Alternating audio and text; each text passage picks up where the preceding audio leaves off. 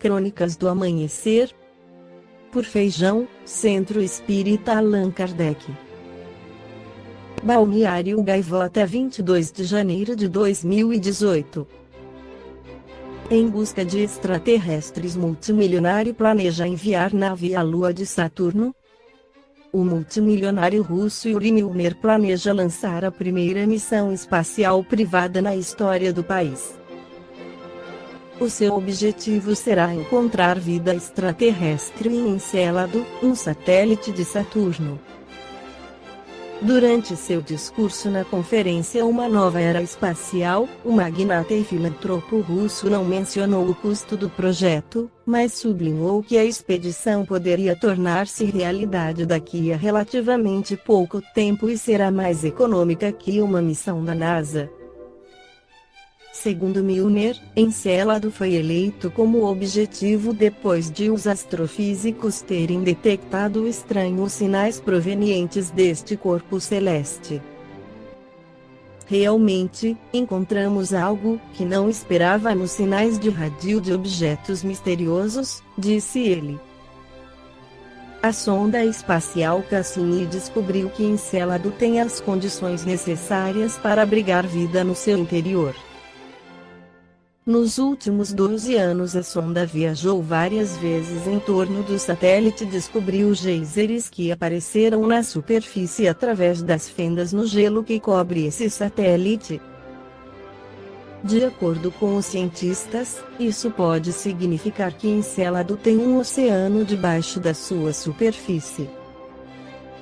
A NASA planeja lançar sua própria expedição ao satélite de Saturno até 2022-2025. A sonda receberá o nome de seu filho e terá como objetivo determinar a composição química do oceano subglacial de Encélado, bem como sua profundidade e temperatura. No livro Cartas de uma Morta, psicografado por Francisco Cândido Xavier, do Espírito Maria João de Deus, mãe do médium, um dos planetas, cuja constituição mais me impressionava, quando raramente me entretinha com essas questões na Terra, era Saturno, imaginando como seriam prodigiosos os fenômenos da luz em sua superfície, em virtude de seu anel e numerosos satélites. Revelando essas preocupações ao espírito benévolo, que prosseguia dispensando-me carinhosa proteção, concedeu-me o seu valioso auxílio para que eu pudesse excursionar aquele orbe distante. Bastou que fechássemos em nossa mente semelhante desejo para que me visse ao lado de um boníssimo companheiro, envolto em atmosfera diferente da que me era habitual nas adjacências da Terra. Vi-me então, numa superfície diversificada, onde parecia pisar sobre um amontoado de massas mais ou menos análogas ao gelo, sentindo-me envolvida numa temperatura singular. Avistei muito distante, como um novelo de luz, levemente azulada, o Sol. Todavia, só pude saber que se tratava desse astro porque me disse o esclarecido mentor e devotado guia, tal era a diferença que eu constatava. A luz se espalhava por todas as coisas, mas o seu calor era menor, dando-me a impressão de frescura e amenidade, arrancando do cenário majestoso, que eu presenciava, tonalidades de um rosa pálido e de um azul indefinível. Vi, depois, várias habitações de estilo gracioso, onde predominavam grandes colunatas artisticamente dispostas, decoradas com uma substância para mim desconhecida, que mudava de cor, em lindíssimas nuances, aos reflexos da luz solar. Uma vegetação estranha coalhava solo branco, às vezes brilhante. A clorofila, porém, que se conhece no planeta terráqueo, devia estar substituída por outro elemento, porque todas as folhagens e ramarias eram azuladas. Contudo, os espécimes de flores, que eu tinha sob as vistas, eram de coloridos variegados, apresentando as mais singulares tonalidades quando refletiam a luz circunstante. Flores extraordinárias pela sua originalidade e perfume ornamentavam todo o ambiente. Contemplando o espaço, muito acima de nós, vi grandes massas multicores, que tomei por variegadas nuvens, e, ao mesmo tempo notei que seres estranhos evolucionavam nos ares, em gráceis movimentos, apesar de me parecerem bizarros. Nada tinham de comum com os tipos da humanidade terrena, afigurando-se-me extraordinariamente feios com a sua organização animalesca, com suas membranas à guisa de asas, tão estranhas para mim, as quais lhe facultavam o poder de volitar à vontade.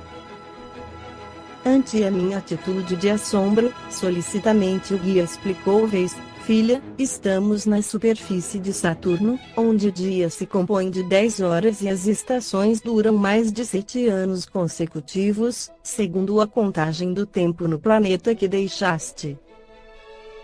Aqui a situação climatérica é eminentemente benéfica, em razão do equilíbrio da obliquidade da eclíptica, propiciando aos habitantes deste venturoso orbe, elementos de duradoura saúde.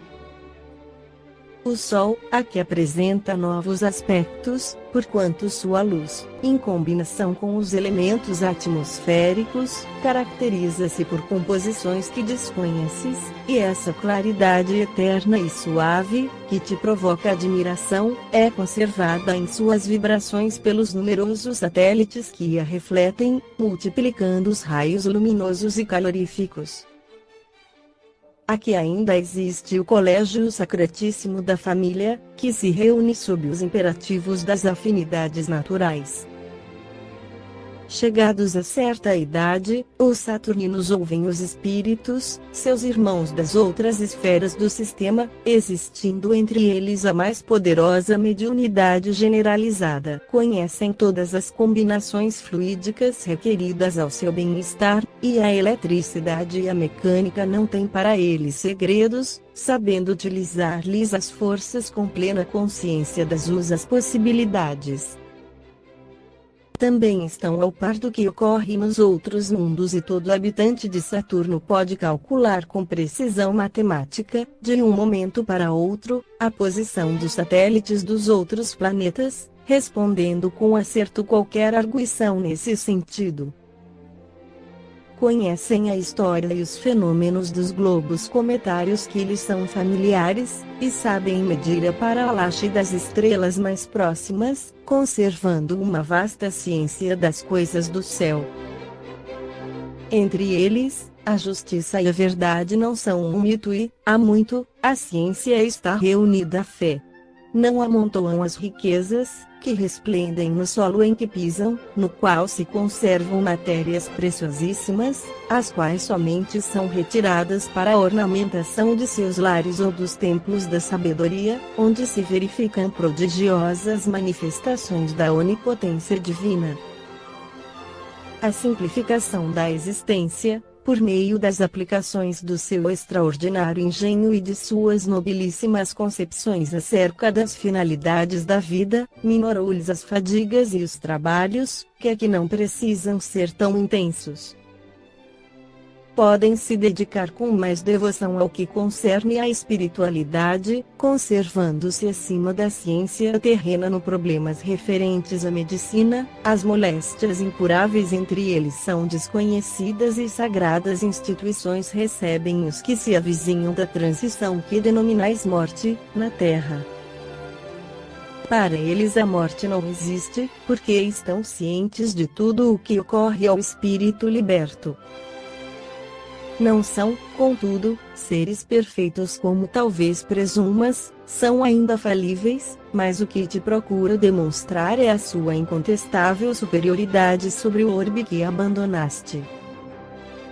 Esta foi a crônica do amanhecer de 22 de janeiro, por Feijão.